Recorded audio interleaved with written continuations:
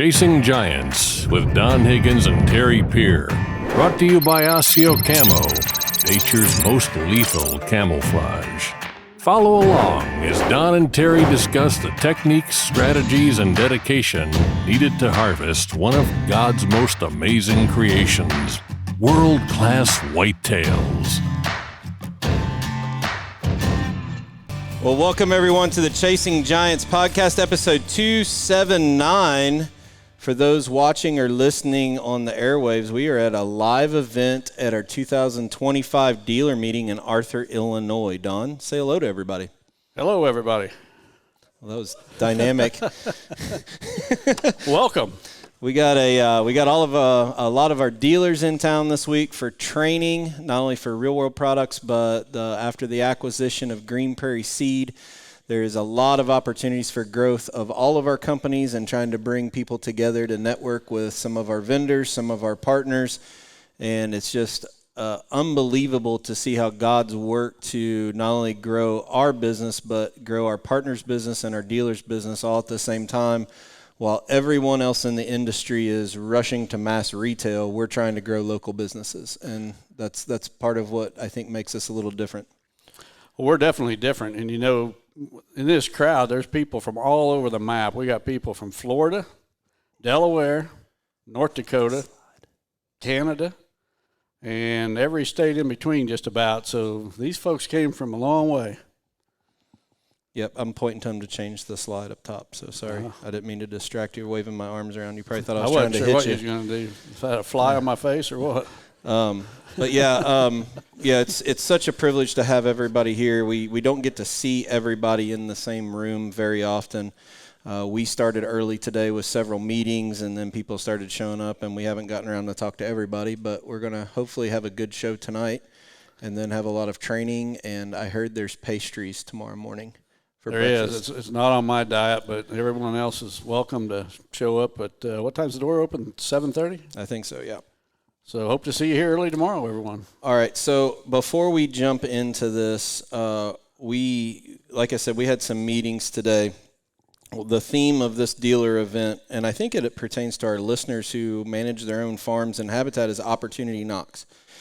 And it's us trying to do more B2B, business-to-business networking opportunities. And one of the just absolutely amazing things that we have in the works that we had a meeting about today is basically creating a pre-packaged Chasing Giants wildlife orchard. Yep. So one of the big questions, we get on here and talk about diversity in tree species, and you've been very vocal about the fire blight you've been dealing with, and I know it's overwhelming for not only our customers, but even the dealers in this room to know what to sell, when to sell. We had a meeting with Jay Gingrich today to basically start the formulation of, we're going to start in like, say, a small quarter-acre tract and a kit that says, I need this many trees of this varieties, and that makes my quarter acre. And if I have a half acre, we duplicate it, and we keep going basically like Lego blocks for a prescribed Don Higgins wildlife orchard. That's just one of the examples of stuff that we met with today. Yeah, that kit's going to include everything you need from the clover to plant in that plot, the fertilizer for the fruit tree, the spiral wrap to protect that tree, everything except the cage. And they're going to come in various sizes, so if you got a bigger plot, a 1 acre plot or whatever, we're going to have the trees you need and everything to go with it. So, we're trying to take the guesswork out of everything. Is the, Andy Andreas, I don't know that I can even comprehend the first 3 sentences of when he gets into the science behind apple trees. It's like, it's amazing the knowledge of his life's work when it relates to apple trees, and we're just so blessed to have him on our team that we can say, okay, what trees are disease resistant that the average food plotter could to grow, but also what tree species complement each other so that we have the diversity that we want of different products dropping on the ground, but also for pollination. We're taking all of that guesswork out of it. So a lot of big things in the works that we've met with today. Yeah, and it was a day full of meetings. That was the one. We had a couple ideas. Should we share the event we're going to have next winter? I think so, because there's a lot of people in this room that dealers come from a lot of different paths from us. So we have the guys that have like the hunting store that, we're just a product line sitting on the shelf that they're educating customers when they walk in. But we also have dealers that do full out system integration for customers. So they sell the seed and they install the seed. And we find that there's a lacking thing in that market right now that we want to help with. Yeah, it's the education. We want those land managers that are hiring themselves out to plant food plots and do other habitat work to do a good job for their customers. So we're going to have, we haven't decided what we're going to call it yet, a boot camp or whatever for the folks that actually do the work. And we're going to go through everything from the herbicides to use, planting techniques. Yeah. Through all these different products. Andy's going to be there to give his Apple talk. But I think Janice and Dwayne are looking at us like right now, like, what are you guys talking about? We haven't even discussed this yet, but we'll tell you guys about it tomorrow. But it's and I don't even know where we're going to do it. We might even talk to the people at Shipshewana and do it as a breakout group at Shipshewana. I don't know. We got to figure that out. But the thing that's different is nobody in this industry, they just want to sell you product. And there's so many of our dealers out there that are trying to grow their business through installing it. So if we can rally all the people around us to go into planting depth of alfalfa or switchgrass, why is that different, and herbicide applications, and understand genetics of trees, it's just going to make that customer even happier. But there's going to be a lot of people wanting in on this, and we're only going to offer it to real world dealers. We're going to cut it off at that. Right. So, our the end consumer, who all you guys are selling to, that's the person we got to make happy, because we want them coming back to you year after year. If they come back to you year after year, you're coming back to us year after year. So we want to make sure that end consumer is happy with the product and the service that he gets. So, we can sell you a great quality product, but if you don't have the knowledge behind that, what herbicides to use with it, the proper planting techniques, then you have a difficult time making that customer happy. So we're going to do a class, or basically a full day. I don't know what we're going to call it yet, but where you guys are going to be able to come, and we're going to teach you, and probably have a notebook to hand to you with all the information in it that you can take home, take notes. But in the end, we want to help you grow your business, and the way to do that is with a happy customer. If your customer's not happy, he's not coming back. And in the end, we're partners. We're not we're in a business relationship, but we're partners. And the better you do, the better we do. And we want to help you do the best that you can. All right. Well, let's get to some listener-submitted questions. I got a stack of note cards here that I've tried to sort into some categories, and some of them I'm going to have to spread out here because they have nothing to do with anything that we're talking here this week about, which is kind of funny. But let's get the first one out of the way, because Mike Mitchell from Mike's Mighty Micros is here. He's doing a presentation tomorrow, and after this question, he might need to edit his presentation. So we want to give him as much time and notice to be able to do that as possible. So the first question, Don, is what is the difference between humic acid and biochar, and why would I choose one over the other? Well, I mean, they're two totally different things. So biochar is basically it's a product that's been created under high heat and low oxygen. It's almost like charcoal, I guess, but it doesn't break down. So you apply that to your soil at a rate of about 1,000 to 2,000 pounds per acre, and you do it one time, and it lasts for hundreds of years. So one application is all you need, but you need, up to a ton per acre. Humic is a product that basically it's created underground, under pressure. It's decaying plant material. It's like the stage right before it becomes coal. If you look at the little nuggets, they're almost shaped like coal, and you'll apply that 200 to 300 pounds per acre, but you'll need to do it about every 2 to 3 years. They do a lot of the same things. They'll hold nutrients. The nutrients will attach to them, and it will hold that. Instead of that nutrient leaching out of the soil, it will hold that there at a level where the plant can utilize it. But I'm sure Mike will go into a whole lot more detail tomorrow. All right. Mike, Hopefully that gives you a scouting report, something you got to elaborate on tomorrow. Let's do this one. I know it has been discussed before, but maybe Andy wants to edit his presentation on this one. We're knocking these out first. Discuss your planting recommendations for trees and or shrubs after a timber harvest.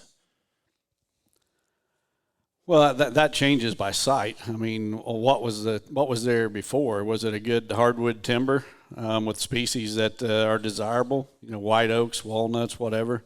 Because there should be some young trees coming on of those same species. But if it was a bunch of junk species, then I would go in there with potted trees of better species, white oaks, walnuts, whatever, and kind of fill in the gaps and get some better species going. But it's going to vary with the timber that was harvested. Okay. I just had one. EHD Defense, will you try it? Is EHD Defense that thing that Wes sent us? Is that the water stuff? It's a new product. I've seen it online. I'm skeptical of how much impact it's going to have on EHD outbreaks. It may work in the puddles that it's thrown in, but you know, if you've got, there's a big difference between having a small water hole that you're trying to treat and trying to treat a 1 acre pond or even a ½ acre pond. And then how are you going to treat every pond and every water hole in the neighborhood? You know, every puddle in a creek. I think it's going to be a real challenge to get this stuff spread over a wide enough area to have much impact. All right. I lost my order again. Have you ever seen coons or skunks dig up miscanthus rhizomes? If so, how do you prevent it? Yes, I have seen that. I don't have the answer to prevent it other than a 12 gauge. So we had somebody tell us that it was foxes. I think they got a trail camera picture. I think there's a lot foxes. of things that'll dig it up, but I mean, outside of shooting them or trapping them, I don't know what else you can do. Yep. All right, here's a question we might need to get Dwayne Hopkins on the stage for us. He's right there. What is the latest I can plant grain sorghum? Well, I want to look at Dwayne as I answer this, and he can shake his head yes or no. I'm going to say early July. I know of a situation in my neighborhood where a guy used to double crop it. He'd plant wheat, and when he harvested the wheat about the 1st of July, he would come back with a double crop of grain sorghum. So is early July, mid-July? In the Midwest, early to mid-July. All right. In reference to mineral that claims to make bucks daylight, is it a possibility that an active ingredient that could force bucks to take a midday mineral break? Is that like a midnight code brown? I don't know what a midday mineral break would be, like nicotine does for smokers. I've woken up with a code brown before. So what is too much information, please. What was the question? Will it work? Will it make a buck get up? Is it possible that there's an active ingredient that could force bucks to take a midday mineral break, like a midday cigarette? I'm very skeptical. I'll just leave it at that. I kind of got raked over the coals recently because of my opinion on this product by a group that I work with, and that's somewhat affiliated with this company. But when there's people in our lives that we surround ourselves with that their name starts with doctor and end in some suffix of which type of doctorate they have, and they kind of laugh it off, I'll just take their word for it. Yep. I'm not sure I understand this question, but I'm going to read it anyway. If you could get a permit that would let you feed and bait deer, how much would you be willing to pay for it? For the permit? I guess. I better not say this too loud, or Governor Pritzker will probably take me up on it. You might get a revenue stream for the state. I don't know. On my property, I'd probably pay $500, but I'd hate to put that out publicly, although this is a broadcast that's going to go public. Well, but let's clarify. This says feed and bait. Well, I'm not I don't interested think you're in ever baiting. going to bait I'm over not it, but interested in off-season supplemental I would feeding. like the supplemental feed outside of season, and I don't know. I'd pay $500 to be able to do it. All right. I have heard that Black Betty is your favorite song to sing and dance to. Is this true? Well, actually, it's my son-in-law Corey, who's right back there. If Corey, do you want to stand up and dance? I think your son-in-law. I know where that both came of from. your son-in-laws are here. Maybe they could do an interpretive dance in this dance hall. I seen Corey back there writing, and I knew that he was up to something. I think his wife Andrea might have. Is that Corey's handwriting? I think it's Andrea's handwriting. That's Andrea's handwriting. Yeah, so maybe she wants to get up and dance to Black Betty. All right. Do you use a pesticide to keep mealworms from laying eggs and multiplying? Not sure what the name of it is. They look like little moths as they start off and turn to larvae. Do you use any pesticides on any of your products? Well, do we have something in our feed, Dwayne, our wheat feed? Yeah. And so it's not in the product. It's not actually in the product, but where we store our complete feed, we will treat the facility, fumigate it to keep them out. All right. So for those listening on YouTube or the apps, if you haven't noticed, we're doing all listener-submitted questions from a live event. So this is a lot of information thrown at everybody, and this is actually a really good one. And we're going to branch off of this question after you answer it. But have you ever applied humic acid or biochar in your G-Series drill, and how does it work? Yeah, I actually have applied humic that way. So I open the gate as wide as it'll go. I crank the gear setting as open as far as it'll go. And it applies, roughly around 200 to 250 pounds per acre. That's the way I like to do it, actually, because it gets it down in the soil. It's not just sitting there on the surface. I'll put it as deep as that drill will go, so I'm getting it down about the 2-inch level. And that's a great way to apply it. So the reason I want to branch off of this is we have people that buy a product from us that have fertilizer and humic acid together in it.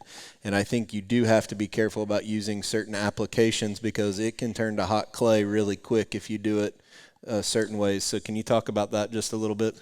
Yeah, so you get a lot of our fertilizer products includes humic. But if it's got urea in there with it, that urea will draw moisture, and it turns to a sticky, gummy-like substance. So you want to, when you open that bag, you want to spread it immediately. You don't want to leave that bag open because it just turns to a mess. I would not ever spread that through a drill. Or if you're using like a big 200-pound broadcast spreader, don't put a lot of weight on it. Throw one bag in it, spread it, then throw another one. All of that weight on top of it could gum it up too. Mm-hmm.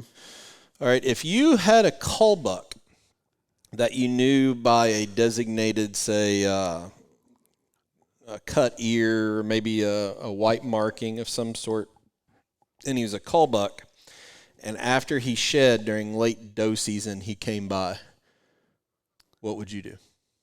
Would you shoot him? Probably. Yeah, I mean, why not if you want him out of the herd? Shoot him. What is the most challenging property you consulted on, and what did you implement to redesign it? Well, I'm going to step on some toes here, but I don't think it's been – the most challenging thing has not been a property. The most challenging thing has been some clients, and I don't mean that in really a negative way, but it's trying to get that client to see things through my eyes, the way I see it, the way I see the potential for his property. Sometimes I guess I don't explain things good enough to get the vision I have in my head into his head so he sees it. And then I think a lot of times the client makes things more difficult than it really is, and I think a lot of that comes to some of the information on the internet. It's confusing. You have, one guy saying this and somebody else saying just the opposite, and so I show up to do a consultation visit, and they've got all these conflicting ideas in their head, and you're trying to sway them one way or the other, and The crazy thing is when I show up to consult on a property, I typically know within the first 30 minutes if that guy's ever going to get it, or if he's the guy that's going to be calling me every week for the next 3 years to explain something. And I don't mind the calls. I don't mean to step on any toes, but sometimes it takes a fresh mindset. You just need to forget everything you saw on the internet, forget everything you read in hunting magazines. If you're paying somebody to come and consult on your property, you need to listen to what they're saying. So I don't think the biggest challenge that I've ever had was properties. I think the bigger challenge is some clients that are just not open-minded. They've already got this idea in their head, and nothing I can say seems to change the ideas that they got in their head. And I got to say that that's very rare. It's probably less than 5% of all the clients that I ever work with, that's the case. And when it happens, I know when it's going to happen. I mean, usually within the first 15 minutes, I can just tell this guy's got so many ideas in his head, he's not listening to a thing I'm saying, and I'm trying my best to come up with different analogies and things to explain things, and he's just not buying it. He wants to argue. Instead of listening, asking questions to better understand, I'm in a continual debate, for 5-6 hours, however long I'm on his property. I'm debating everything that I'm suggesting with him. And I think the bigger challenge is the clients sometimes instead of the properties. Okay. Here's a question. Back in 2021, we were talking about this the other day, that people remember what we say from certain episodes from way back when, and we don't remember what we talked about last week. But back in 2021, you mentioned that you used the BuckView software by Reconyx to manage your trail camera pictures by location. Are you still using that? If no, what system have you changed to? Terry, please answer too. I am still using the BuckView, probably because I got so many years history already stored in that software. For me to change would be just a nightmare to bring all those pictures I already have into a new software. So, yeah, I am still using it. I've standardized on hunt control. I get like 45 to 50,000 pictures a week, and during hunting season. So with that software, I can click, I think it's 3 mouse clicks, and I can filter just to buck pictures. So I can immediately just quit looking at raccoons, does, false triggers. Thunderstorm went through and blew my rope scrapes 4 feet back and forth and got pictures of them. So with the amount of time that I have to go through that many pictures is impossible. So I like to get right to the end of the chase. The other thing is I have it set up to where, me having cameras out of state, it sends me a notification when there's a person or a vehicle in the frame. So if I have a trespasser or something, I get an immediate notification that says person identified or vehicle identified. So I can call you and say, run over there with that 12 gauge if we need to. But yeah, I mean, both. And the thing about it is BuckView or Hunt Control can be used with SD card cameras that you just plug in and load in and organize them. So even though it doesn't have to be a Reconyx or a Wiseeye camera, you can actually feed it from pictures from other cameras if you want to. But yeah, good question. Asio Gear introduces a premium line of bow hunting gear that is unmatched, pairing nature's finest camouflage with the best technological innovations. Asio Gear brings whitetail bow hunters the gear they need to be the best at their craft. The unique camouflage mimics the intricate feather pattern of North America's greatest predatory creatures. Designed for invisibility, built for comfort, and engineered for function. Visit AsioGear.com. That's ASIO Gear.com to start shopping. Asio Gear. Prepare to be invisible. I guess this is from a question like as a dealer asking this, saying that they're getting a lot of requests for organic plot seed. What options do we have, or what's some recommendations if someone comes to us and wants all organic? So I'm assuming, Dwayne, this means all untreated seed and non-GMO. It has to be both of those, right? And organic needs a certification on top of that. So through Green Prairie, we are going to have some organic options that we will go over tomorrow at this event. And I don't even know all the species that we're going to have organic options, but Dwayne does, and Dwayne will cover that. All right. What was the most out-of-the-box hunting entrance and exit plan to someone's stand site that you've either prescribed or seen? Well, that's easy. I was in Ohio one time, and the guy had – so you almost have to see it to believe it. So it starts at the road, and at the road he had this little shanty that looked like a little outhouse. And on top of this shanty was a solar panel. And that solar panel charged some car batteries that sit inside this little shanty. And there was a exhaust fan motor inside this shanty as well that those batteries ran. And there was a piece of pipe, like probably a 2-inch PVC, that was attached to this exhaust fan was on the end of that PVC. Well, that PVC ran into the woods to this guy's blind. And when he would go hunting, he would turn that – first thing he did was he'd turn that exhaust fan on, and it would suck air out of his blind so he could open the windows of his blind, and it would pull air in and then down through that tube and kick it out at the road. And then the entrance to this, there was a little – it was like a drainage, but it really wasn't a creek. It was just like at the bottom of a ravine. And most of the time there wasn't water in it. I'm sure when there was a lot of rain, there was water in it. But he had come in with a mini hoe, it looked like, and he had dug this thing out, a little trench that was probably about 2 feet wide.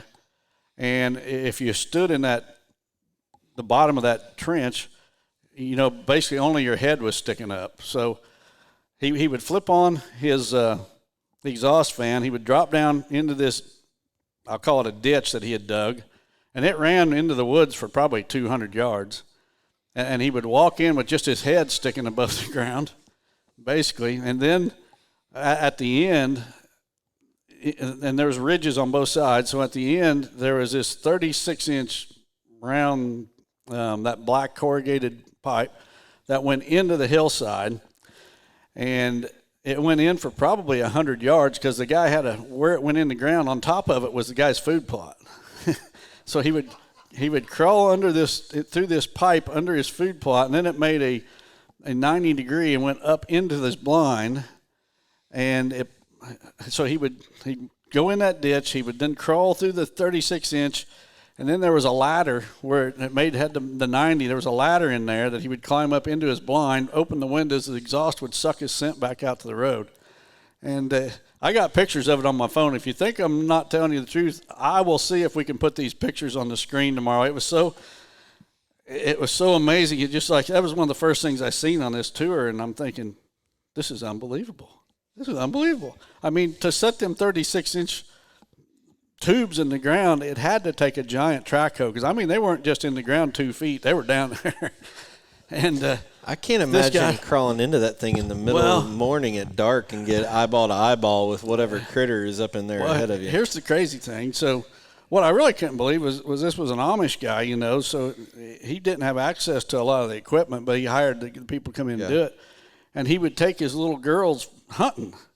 And I'm sitting there thinking, can you imagine you're like, and his little girls were like maybe 6, 8 years old. Can you imagine being a little 6 or 8 year old girl and your dad takes you to the woods and shoves you in this tube in the dark, full of raccoons and everything else, and tells you to start crawling? It's the most unbelievable thing I ever seen. Yep. I don't even know who's second place, but this guy's the winner, hands down.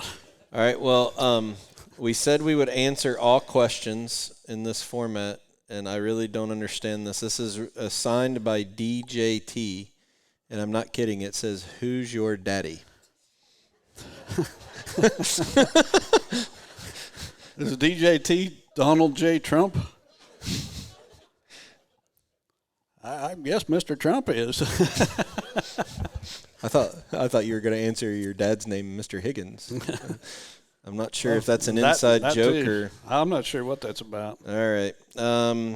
I like this question. I think that we can talk about this for a little bit, and I think there was a lot of thought put into this. And it says, if a deer can tell what needs as far as minerals or vitamins they're lacking, why are we not feeding them separate? Why has nobody come up with a way to feed these separate? if a deer can tell what he needs as far as minerals or vitamins, why are we not feeding? Why are we combining everything? Well, I think, what are you going to do? Separate it? So, I mean, there's, like, our Maximizer Mineral has over 20 different ingredients. What are you going to do? Have 20 different piles of stuff out there for the deer? I just don't think it's practical. I mean, you could, but I don't see it as being practical. The thing that I wanted to touch on that I want you to do is talk about with this, and that's why I said lead into it, is mineral is about the amount of consumption we can get in the deer.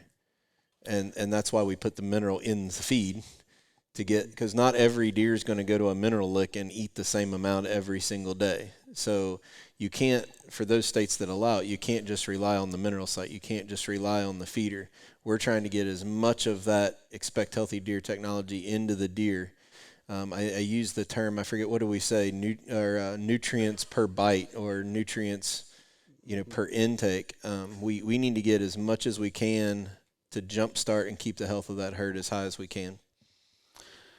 Yeah, I mean, the more sources you have, food sources, they're all going to be made up of, have different nutrient makeup. So, they all two different food sources may have, say, 20% protein, but the calcium levels are going to vary. All the micronutrients, copper, zinc, whatever, they're going to vary from one plant to another.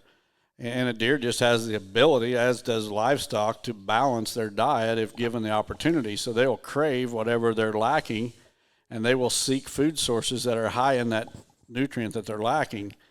But to go out and try to provide every micronutrient separately and let the deer come and take a bite of copper and then a bite of zinc and then, some calcium and some phosphorus, it's just not a practical way to do it. All right. This is a question as it relates to annual patterns and where the deer migrate to for their different ranges. It says on my farm the bucks leave sometime, or they leave over the summer months. How can we manage or improve antler growth of these bucks when they come back at September or October and stay till spring when they're not there through the summer? Well, that's the exact situation on my farm, and the way you do that is you provide those deer the nutrients in the wintertime when a lot of deer don't get the nutrition that they require.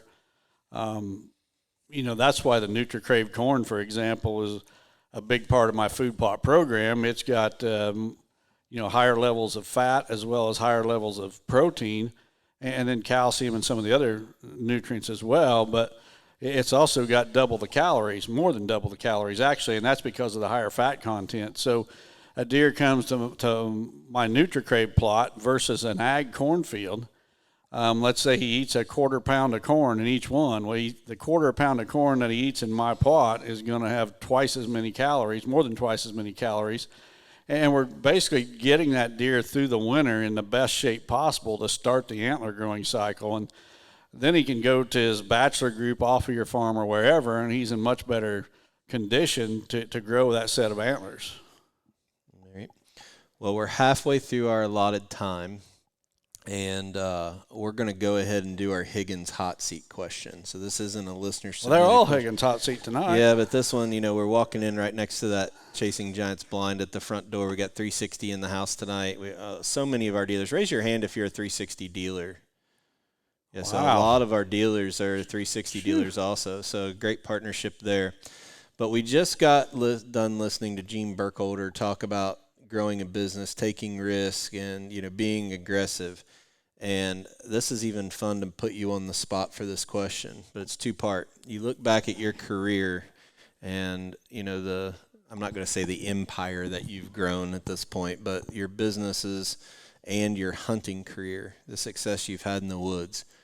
What is the biggest risks that you ever took to get where you're at today, both in the deer woods and with business, that as you look back that put you in the place that you are today? That seemed like it was a huge risk or a crazy thing that you did. Bucks on the wall, and with your businesses. I don't know with the bucks on the wall if it was a matter of taking risk. I think it was a matter of passion, and I was just more passionate than the average deer hunter. And success was going to happen. I was going to figure it out. whatever it took. I was going to figure out how to get some giant bucks on the wall. And, yeah, it took decades to get there, but, that the journey is part of the fun of it. So I don't really think there was any big risk. I mean, there was some risk as far as acquiring hunting property. I mean, I just took a big risk a couple months ago. I bought another 140 acres. It's all tillable ag ground, so it was not cheap, and the bank had to help me out, and that was a big risk. But so much for slowing down. So, I mean, the risk probably came in the acquisition of hunting property more than anything, but I just I don't think the risk there is as big as putting that same money into the stock market. I see that as a much bigger risk with hunting with land of any kind, whether it be ag land or recreation properties or even rental houses. You got something tangible for your money. It's not like the stock market crashed today, I don't have anything. Yeah. And even when you got it, all you got's a piece of paper saying you got it. I want something tangible. And the appreciation, our partner Brian Kraft with Midwest Land Group, I've said this before, but his research has shown that in the last 40 years, real estate has appreciated on average 7% a year.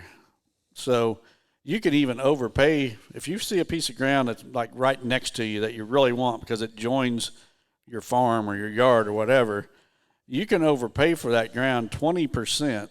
And in 3 years, the appreciation has brought that up there, to the break-even point.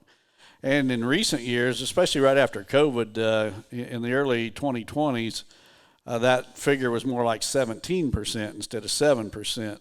So you don't have the return on the investment where you're getting a check in the mail, a dividend check or something every year, but the value in what you've purchased is going up. It's not like buying a new truck and it's worth less tomorrow than it was today. So I think land is a great value, and that's probably where I've taken the biggest risk as far as the business. I mean, we just took a risk on buying kitchen seed. That was not a cheap endeavor, but it's something that I believed in, and more than anything, I believed in the people around me. I'm looking at Dwayne Hopkins right in front of me and looking at Janice over here.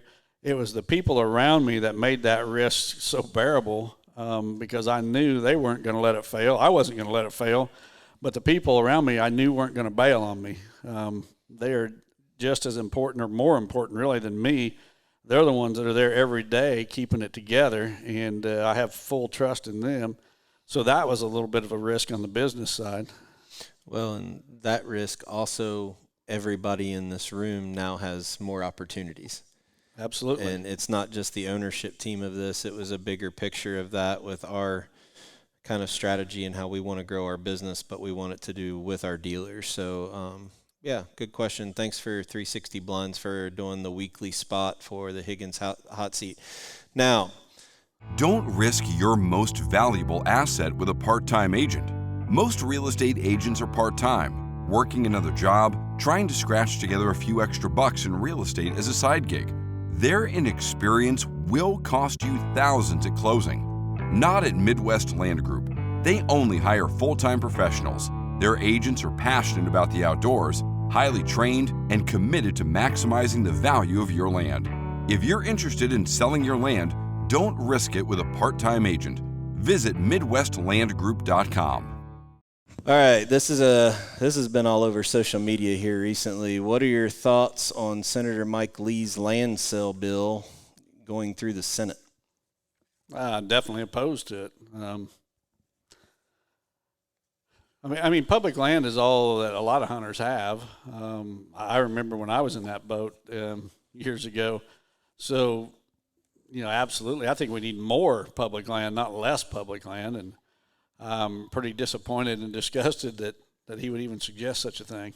So maybe I'm hoping Donald Trump Jr., being a hunter, has enough sense and clout to pull the plug on that one. Yeah, I agree. Hey, real quick, there's one of our really good friends in this room that I was just total excited to see his name on the list, and I got to talk with him for a couple minutes. But our buddy Kenny's here.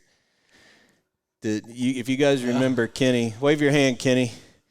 If you guys remember, Kenny's been battling some sickness, and we did a big fundraiser, and all the Shipshawana guys, and we asked everybody on the podcast to pray for him, and you guys lifted him up, and he said he could just feel the encouragement from the community that listens around this podcast. And I told Kenny there was nothing better than seeing him walk in here today and being with us today. He's with the Tag Out organization. But Kenny, you look great, buddy. We're glad you're with us.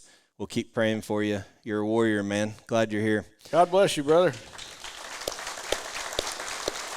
And there's another guy in here that submitted a question that we asked for prayers. Oh, I don't know how long ago this was. It's Grant Nicodemus. We asked for prayers for him. He had I think he tried to headbutt a tree that was coming towards him, and the tree won. He was doing some TSI work and had a tree come backwards on him and got banged up really bad, was in the hospital for a while. I got a call from his father-in-law that night, and we mentioned it on the podcast, and he's here.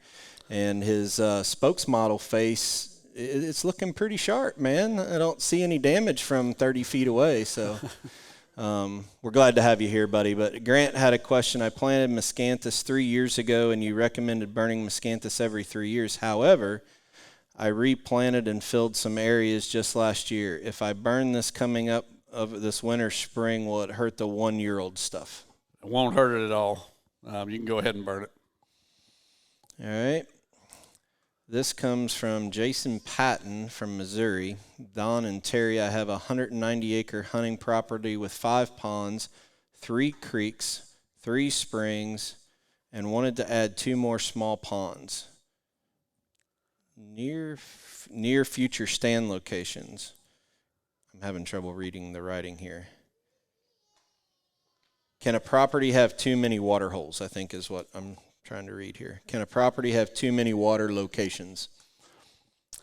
Well, it sounds like you already got plenty, so I mean, I'm not sure why you would want to add more, I guess, to enhance those stand locations, but I would think there's probably better projects you could do with your time and your resources, but if you was going to have too many, you're probably already on the verge of it right now anyway, so I don't see it's going to make that much difference in the property. You know, we did a short video on Chasing Giants TV that Wes Delks did, and it was probably the most creative thing. And if you haven't seen this, go back to Chasing Giants TV. Probably, Wes, a month ago? Wes actually made a strategic water hole to actually funnel deer. So think of this room as a big food plot, and deer could walk right down the middle of it. Wes made a big water hole running side to side, and then had a stand on each side, so as the deer went this way, they had to go to each side around this deep water hole to get within bow range. I could get behind water holes like that are actually either strategic to funnel the deer or push your wind out over a body of water. I think those would be really good. What would cause an animal to dig up my freshly planted fruit trees? I put some quantum soil nutrient with the roots when I planted them. Is this what attracted them to it? They left last year's planting alone, but they dug these up. I actually had that on a couple of the apple trees I planted this spring as well. And I think it's groundhogs that did mine. Why they did it, I'm just going to guess that dirt was easier to dig in than some of the harder dirt around it. I amended the soil with some humic acid and some other things, and I just think that soil was so loose that it's a whole lot easier for them to dig in. All right, so this one is referencing a recent video we put on Chasing Giants TV, and it says, after burning switchgrass, you sprayed glyphosate on switchgrass and planted the miscanthus rhizomes throughout. What rate did you spray the gly, and would you recommend this over mowing a couple times? I don't remember the rate, but I'm thinking it was around 2 quarts per acre with a surfactant, and I might have even thrown in some clethodim as well. It works great because that switchgrass is really hard to kill, especially with one spraying, but that one spraying turned the field brown and stopped the growth of that switchgrass. And then I came in and planted the miscanthus. In fact, Loretta Gingrich, who's here with Jay, helped me plant that. But anyway, it looks fantastic today, but that spraying held that switchgrass back long enough for the miscanthus to come on. And then, that switchgrass has got a root system that's as deep as it is tall. So if it's 7 feet tall, it's got a root system 7 feet deep, and it's hard for that glide to kill it. And the root system stays alive and eventually recovers from that spraying and comes back. But by that time, the miscanthus rhizomes have started to root out and establish as well. So it's a great way to establish miscanthus in a switchgrass field that's already established. Is it worth it to put a half or quarter rate suggested of humic acid or biochar on a property because of cost? Do you think it's worth it? If you can't afford to put the full amount on there, is it worth it to cut the rate back? Well, I suppose it helps to some degree, but I would rather see, instead of you do that, you put the full rate on, but just not on all your plots. Do what you can afford, and next year do what you can afford the following year. But I would much rather see that than to cut the rate back. All right. This is another miscanthus question. A dealer in the room had a customer ask about planting bulk miscanthus and harvesting the top side of the miscanthus plant to use for chicken litter. So this is the first time they'd ever heard about it. Do you have any knowledge of this, planting rate, row spacing for this type of application? Yeah, they grow a lot of miscanthus for poultry litter in the big poultry houses because they get so much tonnage per acre. So they bale it up in big round bales, and then they shred it, run it through a shredder, and use that for poultry bedding. And the benefit, supposedly, is it's not near as dusty. Keeps the dust down in those poultry houses, and that's why they do it. So for the dealers here that get an inquiry about that, just call us. You can still keep there's certain regulations that we watch about when people are planting very large batches because you can't propagate it. So if you get a request for someone that wants to do it, just call us and we can help you navigate your sale to your customer. But we have to watch. We don't want somebody out there planting a bunch of miscanthus so then they can harvest the rhizomes and try to resell them on a secondary market. We don't have the rights to propagate this product through our customers. So it's a great use. It's a great order if you guys have a person in your local area that's into that poultry litter. Great solution. We can contact you with the experts that kind of sell to that field and help you navigate that sale. But there is some paperwork that has to be done with people planting that much in one place to harvest. The variety of miscanthus we sell is patent protected. So if someone owns that patent, we are licensed to sell it, but no one is licensed to propagate it. We're not licensed to propagate it, nor is anyone we sell it to. So, yeah, you can plant it. You just can't harvest it and resell it. Well, we've just made it through all of our questions, and we're right at 45 or 49 minutes in, so we're 10 minutes short. So I think we're ready for Corey's interpretive dance since he's been back there practicing the entire... I think there's a young lady back there that sent that question in, and this is a dance floor. Did you know that? This is a dance floor. Yeah. There's drum set and everything behind us. So, Andrew, if you come up and dance, I will get the guitar behind the screen right now. And I'll play you a song while you dance for it.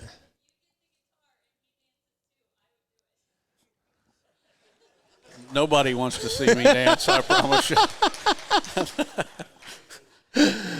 Well, we're just, it's humbling, quite honestly, to see what started 279 episodes ago about us talking about deer hunting to turn into a community. Very early in my professional career, I got the privilege. It was truly a privilege. I'm not a big race fan, but I got assigned to manage the sponsorships with NASCAR from the company that I worked for.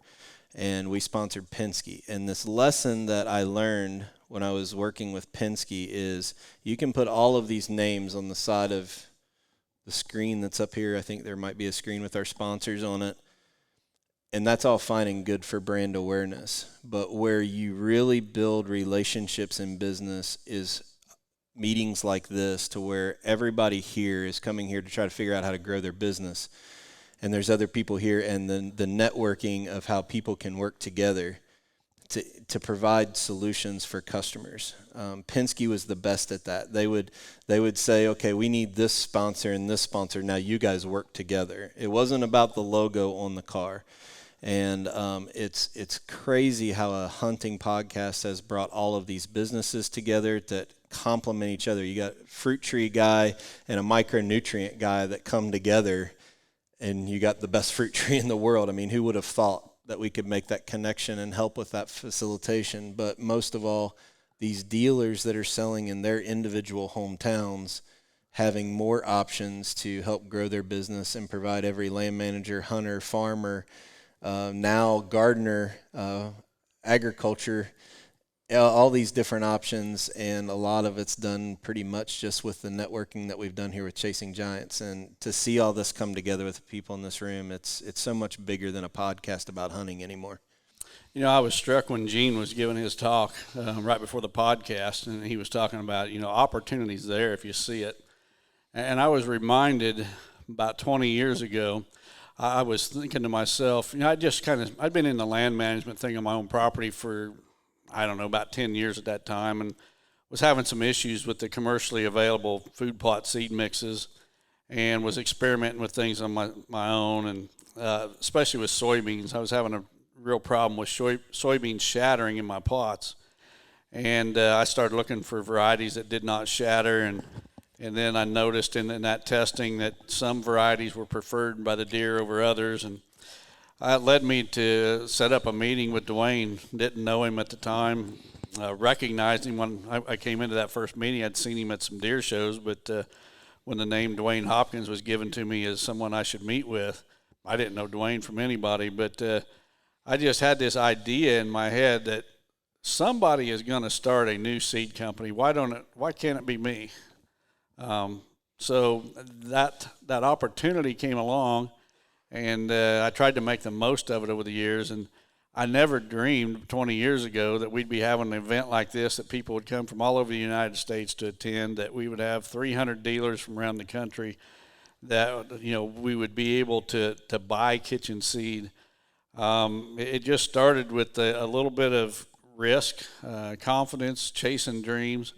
And I just hope that when everyone here leaves tomorrow, that we've at least given them some things to think about. Because, guys, I'm telling you, I'm not any smarter than anybody in this room. All I did was chase my dreams, and that was it. And God opened doors, and I went through them. And I don't take credit. I don't think I'm a bit smarter than anyone else. But the other thing I learned along the way was that sometimes God closes doors. And when he closes doors, I've learned not to fight it. And that wasn't me. That's somebody that knows me real well. In fact, Dwayne made a comment the other day. This is not the Don Higgins from 10 years ago about a situation we was dealing with. And I just learned when God shuts a door, I don't fight it anymore. Maybe I'm trying to lease a piece of hunting ground, and I think I've got it done, but something falls apart at the end. I don't go back and try to fight it and offer the guy more money or something like that, or get mad at someone who came in the midst of that mix. In the business side of things, I mean, we was just on a conference call this afternoon, something that we're trying to do, and let's just say it sounds less promising than it did before we had that call. And I'm not going to lose a minute's sleep over it. If it falls apart, it falls apart. And the way I look at it today is that a lot of times I think God is protecting me from situations that he sees that I can't see. And this journey that from the time Real World started till today, I see some situations where I had to put my faith in him. I just had to do the right thing and leave it in his hands.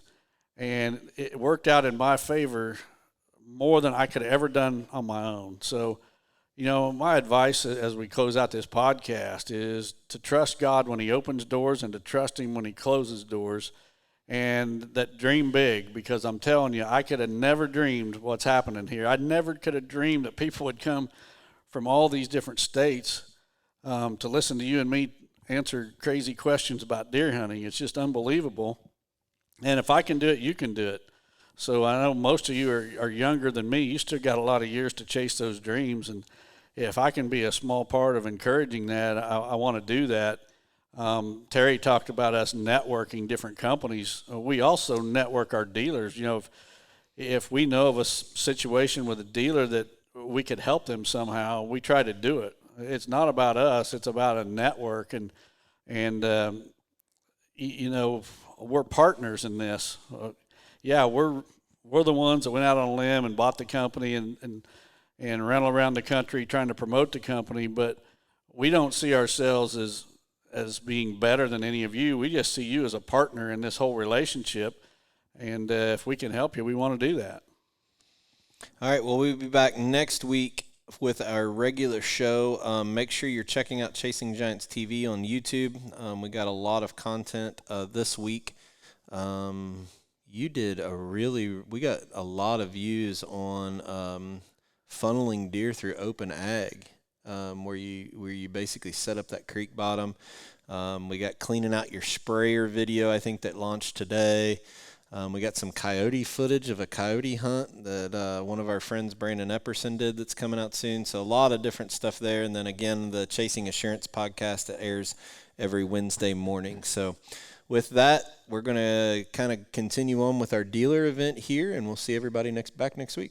God bless everyone. See you next week.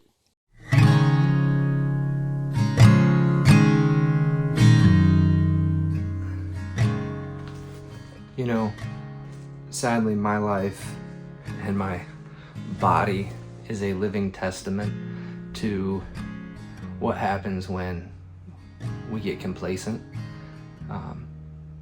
when we get lazy, and we're not proactively doing something to better ourselves, to make ourselves better.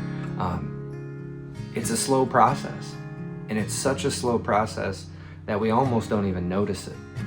Years ago, I lost about 75 pounds, actually setting forth and exerting effort, daily commitments, putting reminders in my life, forcing new habits, making a change. And then one change, one small thing, one little less reminder set, and slowly new habits were formed. It's incredible the difference that can make once you stop and you look back in your timeline and you're like, how did I get so far from where I was to where I am now? C.S. Lewis, in his book, The Screwtape Letters, describes the path to hell as a gentle one. And I use what has occurred in my own life physically. It was a gentle, very slow 3 to 5 year process to where I look down and I realize I'm almost back to where I started years ago when I said I had finally had enough. And I think it's easy for us to do that in many different walks in our life. It's funny though, physically, we'll start Googling, we'll start working out. I just built this entire gym because of some health issues that my wife has. In less than a week or two, I threw this together because I knew a change had to happen. And it was a call on my heart as well to get back down here and start working out. I used to be able to put a lot more weight up, and I'll get there again, maybe. I'm quite a bit older now. But I realized it and took action. It's funny how easy it is for us to do that with something physical. Or maybe some of you out there are grinding really hard right now in your job because you're trying to make a name for yourself, you're trying to make more money, you're trying to set yourself up fiscally to survive, to thrive, to be comfortable, to seek maybe what you think happiness, or seek where happiness might be found possibly. Or to liken it to deer hunting, because a lot of the people who follow this Chasing Giants TV and podcast and Sunday night prayer time are hunters,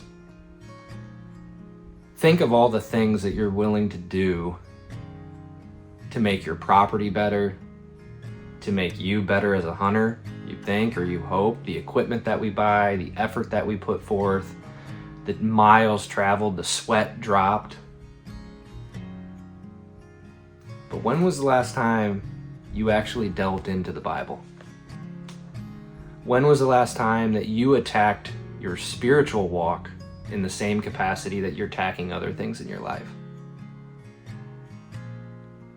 I had a thought during a devotion and shared a thought on Facebook a while back. It was, are you pursuing God as hard as the devil's pursuing you? And that thought really triggered a lot of emotion in my heart, because I know the answer to that, or I knew the answer to that then. And I knew I had to start putting forth a lot of different things in my life. So one of the things that was constant in all of my notes was, Ty, go to Proverbs where wisdom's found. So I went to Proverbs and I slowly started seeing a theme, and I don't think I had ever noticed this before, but Proverbs 3:5, trust in the Lord with all your heart and do not lean on your own understanding. Pretty self-explanatory. Then in Proverbs 11:14, where there is no guidance, a people falls, but in an abundance of counselors, there is safety. Okay, so we're not leaning on our own understanding. We're getting and seeking wise counselors. 15:22, still in Proverbs, 15:22. Without counsel, plans fail, but with many advisors, they succeed. So again, he's not only doubling down, he's tripling down on do not seek your own understanding. Do not lean upon yourselves. Seek wise counselors. Proverbs 24:6, which was actually my mission verse when I myself accepted the fact that I had a pornography issue and I needed to wage war on it. Talking about things that we realize and we are willing to exert effort, that addiction was going to take everything from my life. And I knew I had to take action, and I did, and I still am years later. That war is one that I will step into that battlefield every single day. So why am I so willing to battle that?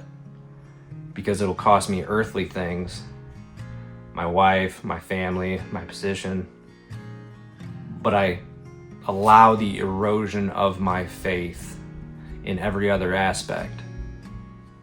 Why? I don't know. But 24:6, that mission verse was, for by wise guidance you can wage your war. In an abundance of counselors there is victory. And we're going to go, and then Proverbs 12:15 discusses how our ways are foolish. All of this to say, you are not alone on your journey and your walk with God. The idea or the concept of trying to open this book may seem daunting to you. It may seem like too big of a pie, if you will, to chew, to tackle. Brothers, I'm telling you, there are brothers out there willing and ready to walk with you, to guide you. Put things in your life that are going to point you to God, not away from Him. Always listen to Sunday night prayer time. Don't just listen to the podcast and then shut it off. Find other godly podcasts to replace the things that you listen to as you go to work or from work or maybe while you work. If you cannot be in the Word directly, be in the Word through other people as well. But you have to seek His guidance, His wisdom. And be careful and on guard of people who pretend to be that of Scripture. As Terry on Chasing Assurance say, it all goes back to His Word. He provides this Word as our ultimate guide, advisor, counselor. And the crazy thing is, in the turmoil of my life right now, with my wife's physical issues, my church in turmoil, going through struggles, as I lean into the men of God that surround me, every single one of them always leans into prayer deeper, with me, for me, and surrounding me. God has given us one of the most powerful things, and that is a direct line of communication to Him.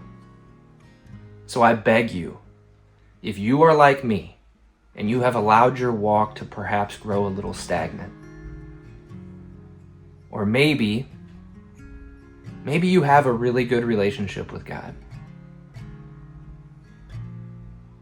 but you haven't even started to understand the depth that is there. The one thing I have realized is the deeper I get and the closer I get to God, the more depth and the deeper His love and His compassion and His ways are. He says that He will illuminate and light our path if we just seek Him and seek His wisdom. And I'm starting to feel like I kind of understand that a little bit more. Psalm 32:8 says He promises to instruct us and teach us the way that we should go. And He will constantly keep His eye on us. He is our Father. He's not going to abandon you. Even if you turn from Him and you run, His eye is never going to leave you. So have assurance that He is always there. Have assurance that He has put His word in your life to seek Him, a direct line of communication, prayer and scripture. But brothers, He has also put fellow men in your life that I promise you are ready and willing to support you through prayer, guide you to Him, by Him and through Him. And you can begin to maybe regain or rediscover, or maybe for the first time, shed that sinful burden and weight that is gathered in your stagnation and avoidance of a deeper relationship with Him. Just like I've avoided working out for a long time, it's time to work out our walks with Christ and become a better man. If you're a father out there, it's going to make you a better father. It's going to make you a better friend, because you will finally be answering and stepping deeper into, at least, what God created you to be. Let's pray. Dear Heavenly Father, I lift up all these men and women that are watching. Every single person that is watching this, I believe, doesn't even begin to understand or realize the depth of You. And Lord, some of us have full knowledge of You and what You did and how much You love us and Your creation and sending Your Son. But Lord, we've never truly allowed it to weave its way into our life to the point where it is the first and foremost thing in our mind, in every step, every decision, every hello, every answer to a question we are asked. Lord, we don't know what that means. But as we lean into You, God, we crave it. Because in that is where joy and assurance from You is found. God, whether somebody listening right now needs this as a wake-up call or a moment of refining, a moment of going back to the wheel and grinding away the nicks that this world has caused and resharpen our blade, resharpen ourselves and strengthen us for the journey that You've put before us, the one that You have laid out in such a way that it is perfect for us to walk forth with You upon. God, give us the courage to acknowledge that change needs to be made, that new habits need to be formed, and that we might condition ourselves to go further in and deeper in to a life with you. In your heavenly name, amen. God bless everybody. I pray that your week is changed in either a large or small way because of this. I encourage you to think of one small thing that you can do that's going to put God in front of you, in your ear, in your heart, in your mind this week that you have not done before. Whether it's a little reminder note in your truck, an alert on your phone, a lunchtime devotion, whatever it might be, let's start forming those habits that are going to make us a better child of God. Have a good week, everybody.